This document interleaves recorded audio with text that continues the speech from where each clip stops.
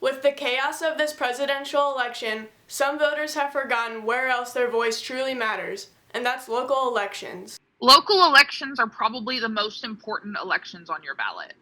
Local elections, what we call down ballot races, are the races that are actually going to affect your day-to-day life.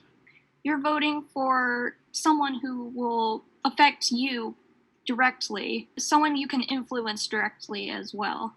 Local elections not only have a large impact on passing laws and regulations, but also on the community as a whole. They affect almost everything. They can affect whether or not our state is prepared to handle coronavirus surges. They can handle whether or not our state receives the appropriate funding for our schools, for our public services. They can partially set what someone's tax rates look like, because some of our tax rate comes from the state level, and even your local level. Your board of county commissioners decides whether or not we follow mask mandates. All of these things have been seen just over the last few months of how important these local races are. While local elections of course affect our communities, voting can also allow your voice to be heard nationally as well. When you put things on the ballot, you could be setting a precedent for national issues. For example, in California right now, they're going to vote on whether to give benefits to Uber drivers or not, and that'll set a precedent for the rest of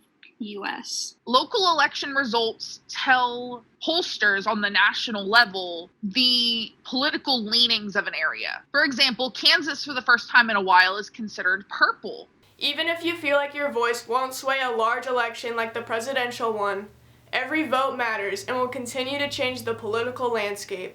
We've seen more young voter turnout this cycle than any time in recent history, because our generation can make the changes that we want to see. So let's make them. Reporting from the Campus Ledger, this has been Paige Winters.